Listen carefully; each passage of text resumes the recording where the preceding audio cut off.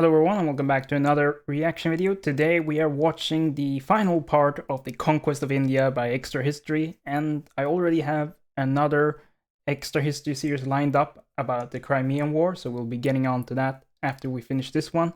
But yes, without further ado, let's get going. 1857.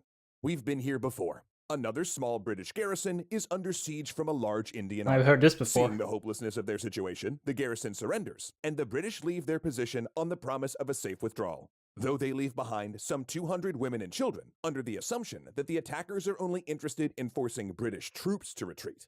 It's a familiar story up to this point, but the end of it shows how much things have changed on the subcontinent, because the siege of Cawnpore occurred in the midst of a bloody escalation in the rebellion of 1857.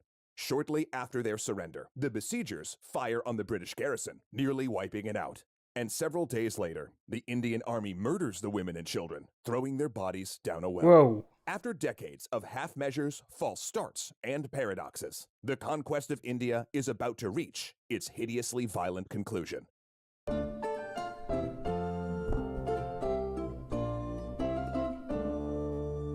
Thanks so much to Bright Cellars for raising a glass to history and sponsoring this episode. Following the trial of Warren Hastings and the India Act of 1784, the EIC continued to run things on the ground in India, but increasingly the influence of the Nabob was being replaced by the British government itself. This shift in direction brought on a massive change in the style of the British Raj, or British rule. Whereas Hastings had argued that the British should rule these people according to their own ideas, manners, and prejudices to avoid conflict, the new British administrators of the 19th century were more interested in making India as British as possible. This impulse to civilize India as Yes, the classic British civilizing mission that they were on, and not only in India but in all the colonies that they acquired during their empire. And yes, this was well, I wouldn't say it was the best tactic for governing a province so large and so far away from the British homeland, but what do I know about civilizing? they put it, took hold in the 1820s, during a period called the Age of Reform. This reform, which lasted into the 1850s, included attempts to spread Christianity, promote English language, introduce the study of Western science and philosophy, and reshape the Indian court system with British law. Hey, this is starting to sound like an actual conquest. Exactly, Army. These are the types of actions you expect a foreign imperial power to take, but they just confusingly occurred decades after Clive's victory at Plassey, like a virus that took over 60 years to activate. As the subcontinent entered the 1850s and the last vestiges of the Mughal system were scrubbed away, the resistance to the British Empire began to change as well. Whereas the EIC had presented itself as just another regional Indian power interested in wealth, the British government represented a threat to the very foundation of Indian life. A threat that would lead to a dramatic response in the near future. Meerut, India, May 10th, 1857. 85 Indian members of the Bengal Light Cavalry are sitting in jail. They've been placed there for refusing to use their weapons. These soldiers, made up of Muslims and Hindus, have heard a rumor. The British have been lubricating the cartridges of their Enfield rifles with pig fat, cow fat, or both. And these new cartridges require soldiers to bite off the greased ends before loading their weapons, thus forcing Muslims to ingest pork and Hindus to ingest beef. Okay, that's an interesting cartridge design. I've never heard of it before. But yeah, that seems pretty bad with regards to the religious beliefs of the Indian peoples. Now, in decades past, this situation may have led to a compromise solution between the EIC and their sepoys. I mean, duck fat, anyone? Come on. But in 1857, after years of living with Britain's civilizing mission, these greased cartridges represent the cherry on top of the Raj's culturally and racially insensitive sundae. Incensed by the treatment of their fellow soldiers and by decades of ignorant British rule, the remaining Indian members of the Bengal Light Cavalry rise up and break the 85 out of jail. They then pick up their Enfield rifles, loaded with their greased cartridges, and shoot their British officers before marching to Delhi. The rebellion that followed, often called the Sepoy Mutiny, was never really about the cartridges. It was about rejecting cultural imperialism and racial injustice. The war for India had begun. By the time the sepoys from Meerut reached Delhi, they were joined by thousands of peasants and local leaders, who were just as upset about British civilization as the soldiers were. Then, after helping the sepoys capture Delhi, the rebels declared Bahadur Shah, the Mughal emperor who essentially lived under an EIC guard detail, to be their leader. Unfortunately for the rebels, most of India didn't join their resistance. Even as the rebellion caught fire in the north, there were few outbreaks of mutiny anywhere else. Plus, Yes, by this point, I imagine that the East India Company and the British government later on had consolidated their control over the local princes of the Mughal Empire. And this was, unfortunately, only a local rebellion, if you view it from the Indian perspective. From the British perspective, it's of course very fortunate that only these regions joined the revolt, making it easier to put down.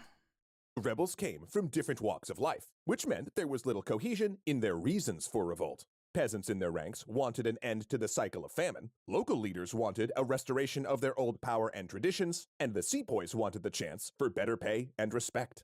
The British, on the other hand, possessed a clear objective: revenge. Just like with the Black Hole of Calcutta, the massacre at Cawnpore galvanized British soldiers. Believing they were justified, the British gave in to their worst impulses. Soldiers competed with one another to execute mutinous prisoners of war, and murdered them using barbaric means, including execution by cannon. British troops... What? Execution by cannon? I don't think I've ever heard of that before, but oh yeah, this sounds really bad. And it's, just terrible. Then took the bodies of rebels and hung them on roads and in bazaars across the subcontinent. Using so much for civilizing, these brutal tactics, the British brought an end to the hostilities in 1859. In the aftermath of the rebellion, the British government heaped blame on the East India Company. Of course they did. Even though it was the government and not the EIC that directed the Age of Reform. The EIC was relieved of control of India and replaced in time by a new colonial bureaucracy based in London. In addition to the removal of the EIC, the British also did away with the farce of the Mughal Empire. They exiled Bahadur Shah and executed all of his potential successors. Interestingly, however, the new British Raj didn't do away with the symbols of the Mughal era. Indeed, in an effort to avoid the mistakes of the Age of Reform, the British actively attempted to bring back the look, feel, and pageantry of the Mughal Empire in an attempt to smooth over differences. And this culminated in 1877, when Queen Victoria was proclaimed Empress of India during the Rajah's first Delhi Durbar. Now, the British crown already possessed India, but this proclamation and the Durbar were meant to show that Victoria was the rightful successor to the Mughal crown. Which is, of course, ridiculous, but, I guess they learned something from this rebellion, that they couldn't just steamroll with cultural imperialism and racial injustice so blatantly. Of course, this would continue, make no mistake about it, but at least they learned something from it.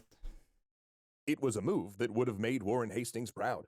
But by the time of the first British Durbar, too much had changed. Because while the Durbar was designed to link the present with the past in a way that would appeal to Indians, turns out the most influential Indians at this time were now only interested in the future. And the Durbar in 1877 gave us a hint of that future. Thousands gathered for a massive coronation, but Victoria, the guest of honor, their new empress, just like Edward VII back in episode 1, didn't show up. Not only that, but the preparation for this spectacle drew support away from an ongoing famine that would cost the lives of some 4 million people.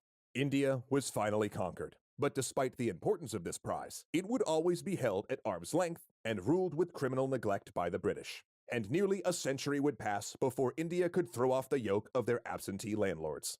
When we think about the end of empires, we usually think of a climactic event, like the sacking of a city or the assassination of an emperor.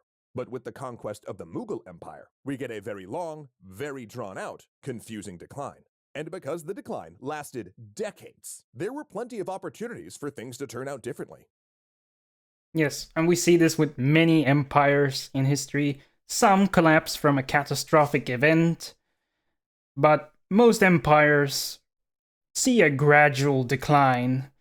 The most prominent example, of course, is the Roman Empire, who at many points could have saved itself and did save itself from utter destruction, but eventually the problems just became too hard to bear and the empire collapsed. And it seems evident that it was the same with the Mughal Empire, that the EIC's gradual extended influence on the region wore down the Mughal institutions that had governed India for some time by that point.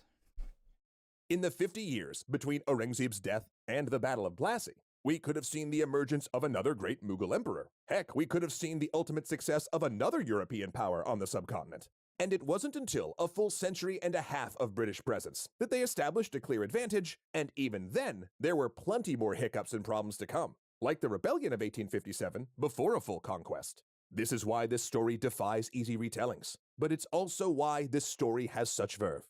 Oh man, the full story really bucks the old simple tale of European conquest, doesn't it? I mean, the British only won because they inadvertently became enshrined in the Mughal system of governance. A paradox indeed. Aw, I'm proud of you, Army. Finally seeing the forest through the trees, huh? Now, of course, even if the Mughal Empire maintained its own power, they would have gotten some things wrong too. There still would have been diseases, famines, and wars to deal with. But Just like with Rome. those would have been India's mistakes to make and problems to solve.